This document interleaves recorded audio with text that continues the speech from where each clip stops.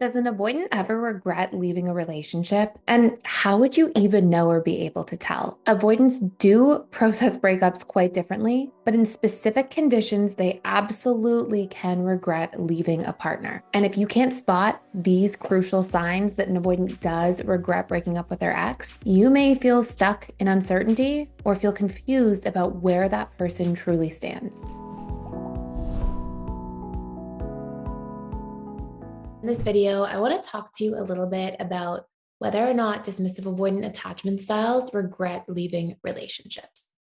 So, before I tell you the answer, there's not really a clean cut answer, but more specific scenarios where this is likely to happen. So, I'm going to take you through some of those very specific scenarios. Scenario number one: a dismissive avoidant date somebody, get into the dating stage of relationships, decide, perhaps partially because of flaw finding, which is, I have other videos on this channel about, but essentially at a high level is a dismissive avoidant sometimes will look for flaws in a partner as they start to get close because it's a subconscious strategy to avoid vulnerability and avoid feeling unsafe. And so sometimes it will be something the subconscious mind, it's not even a conscious intentional process, but the subconscious mind of a DA will use to push people away and kind of keep them at bay. And so that's a very common dynamic for dismissive avoidance. And in that case, when it's just the dating stage, they do often really invest in those flaws. Like they usually think, okay, and to be quite honest, sometimes the flaws are actual incompatibilities. So sometimes it's like, hey, this person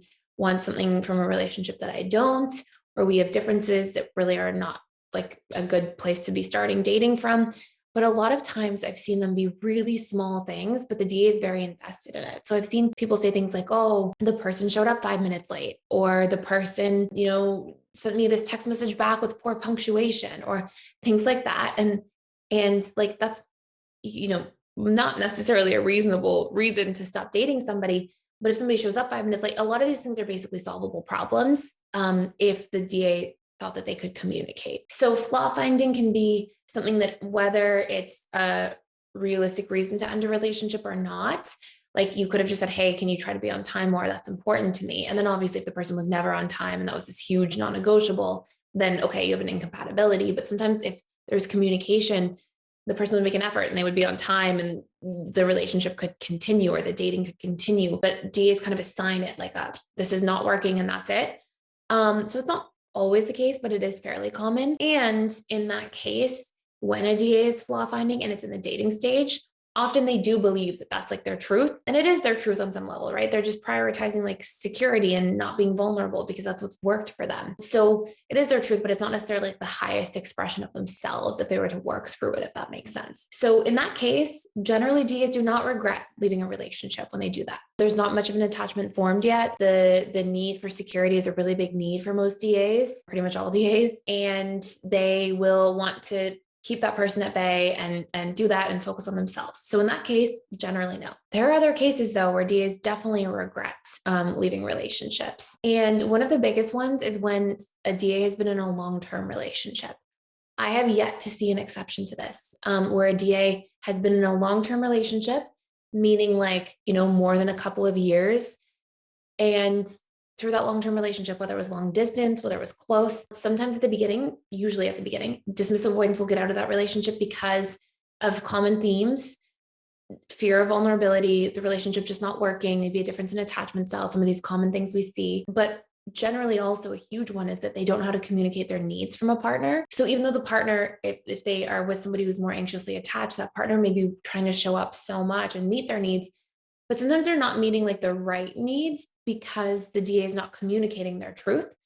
And the reason the DA doesn't communicate their needs is because they usually don't have any modeling or conditioning to even believe that a relationship is supposed to be something interdependent. In other words, something where we mutually exchange our needs being met. And so DAs often sometimes feel like unseen, misunderstood. They don't know how to open themselves a lot of the time to receive from other people or to express what they need to receive. And so they just stay super self-reliant, which kind of stops them from really deeply attaching. And then, when their partner's like, hey, I have needs, they can feel like, well, wait, why am I supposed to meet your needs? Like, we're just supposed to be on our own and then have a nice time together and hang out and have fun. And that's it. And so sometimes there can be like a little bit of confusion there at one level, but when a long-term relationship ends for a DA, The most common by far pattern that I see is that a dismissive avoidant feels the relationship end, immediately feels free, feels the sense of like freedom, like from their fears of the relationship, from vulnerability, from feeling trapped or different core wounds being triggered around like commitment fears,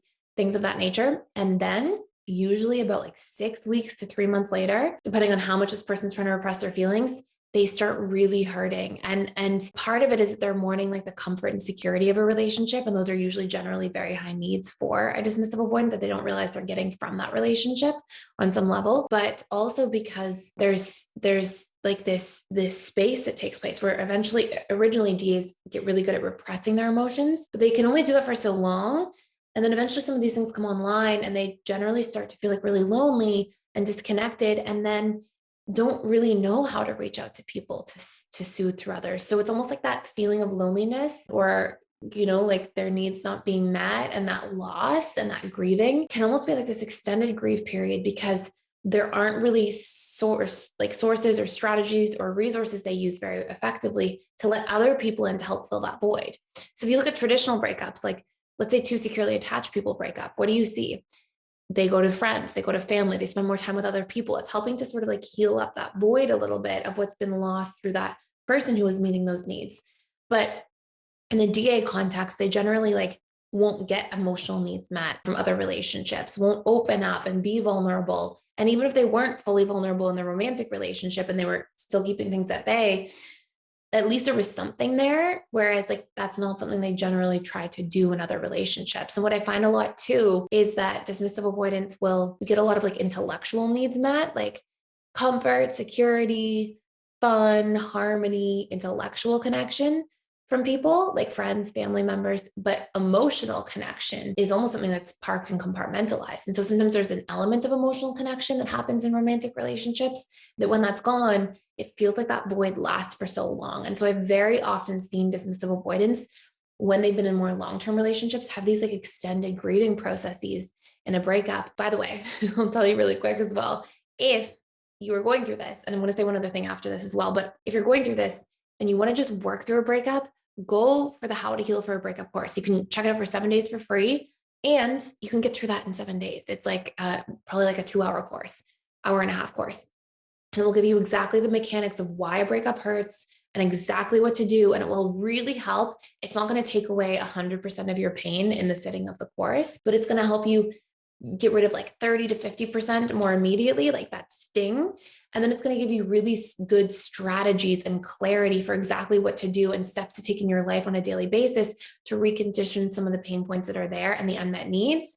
So you can have these new ways of getting those needs met and heal and feel like that last 50%, you're making a lot of traction in a fairly short period of time after. So the other thing I'll say too is that when dismissive avoidants go through this extending grieving process, which is quite common after long-term relationships, is that they won't let anybody see it. Like a lot of the time, like you won't know. If you're the ex, you won't know. If you are they may reach out indirectly and say like, hey, how are you? Or something like that.